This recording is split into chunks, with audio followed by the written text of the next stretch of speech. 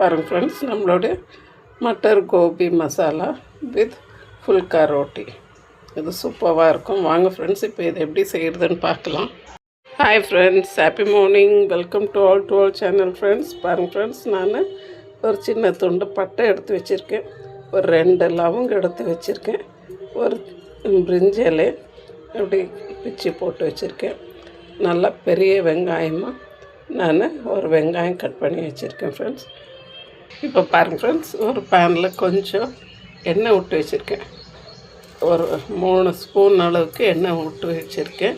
ஒரு 3 table spoon. அடுத்து ஒரு 1/2 ஸ்பூன் சோம்பு போட்டிருக்கேன். ஒரு 1/2 ஸ்பூன் சீரகம் போட்டிருக்கேன். இது கொஞ்சம் பொரிஞ்சி வந்தோன்னா நான் அந்த பிரிஞ்சி இலையும் ப்ளஸ் ஒரு சின்ன துண்டு பட்டை, ஒரு 2 லவங்க போட்டுக்கிடுறேன். பாருங்க ஃப்ரெண்ட்ஸ், இப்போ நான் வெங்காயம் போட்டு இது வெங்காயம் கொஞ்சம் நல்லா வதங்கட்டும். பாருங்க ஃப்ரெண்ட்ஸ், நம்மளுடைய வெங்காயம் கொஞ்சம் நல்லா வதங்கிடுச்சு. இப்போ நான் ஒரு 1/2 ஸ்பூன் அளவுக்கு இஞ்சி பூண்டு பேஸ்ட்டு போட்டுக்கிடுறேன். இப்போ இந்த இஞ்சி பூண்டு பேஸ்ட் கொஞ்சம் வதங்கிக்கிச்சு. இப்போ நான் இதில் ஒரு 1/2 ஸ்பூன் அளவுக்கு மஞ்சள்தூள் போடுறேன். பின்ன ஒரு ஸ்பூன் நம்ம காரம் எவ்வளோ இருக்குது நம்ம மிளகாத்தூள் அந்த இதுக்கு பார்த்துக்கோங்க. மிளகாத்தூள் ஒரு ஸ்பூன் போட்டிருக்கேன். பின்ன தனியாத்தூள் ஒரு ஸ்பூன் போட்டுக்கிறேன். இதை கொஞ்சம் இந்த எண்ணெயிலேயே கொஞ்சம் வதக்கி கொடுத்துக்கலாம். இப்போ பாருங்கள் ஃப்ரெண்ட்ஸ், நான் கட் பண்ணி வச்சுருக்கேன் வெங்காயம், தக்காளி, மல்லி செடி, இது வெங்காயத்தாள், ஸ்ப்ரிங் ஆனியன், இது எல்லாத்தையும் இதோடு சேர்த்துக்கிடுறேன். பாருங்கள் ஃப்ரெண்ட்ஸ், இது கொஞ்சம் வதங்கி வந்துச்சு. நான் அடுத்ததாக இதில் கொஞ்சம் கட் பண்ணி வச்சுட்டு காலிஃப்ளவரும் பச்சை பட்டாணியும் போட்டு கொஞ்சம் கிளறி கொடுத்துக்கிடுறேன்.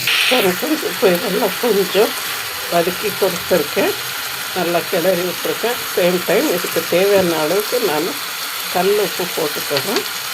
கொஞ்சம் இது வெந்து வரட்டுன்றதுக்காக கொஞ்சம் நான் தண்ணி ஊற்றி ஒரு ஃபியூ மினிட்ஸ் மூடி வச்சுக்கிடலாம். பாருங்கள் ஃப்ரெண்ட்ஸ், இப்போ இது கொஞ்சம் வெந்து வந்தன்னு இருக்குது. இப்போ நான் இதுக்கு ஒரு ஸ்பூன் கரம் மசாலா போட்டுக்கிறேன். சேம் டைம் கொஞ்சம் கஸ்தூரி மேத்தி கசக்கி இதில் போட்டு கொஞ்சம் இது ஃபுல்லாக எல்லாம் நல்லா வெந்து வரட்டோன்னிட்டு மூடி விட்டுடும். நம்மளுடைய பட்டாணி காலிஃப்ளவர் மசாலா சூப்பராக ரெடி ஆகிடுச்சு. இப்போ நம்ம இது சப்பாத்தி, பூரி, நானோடு சாப்பிட்றதுக்கு இது சூப்பராக இருக்கும்.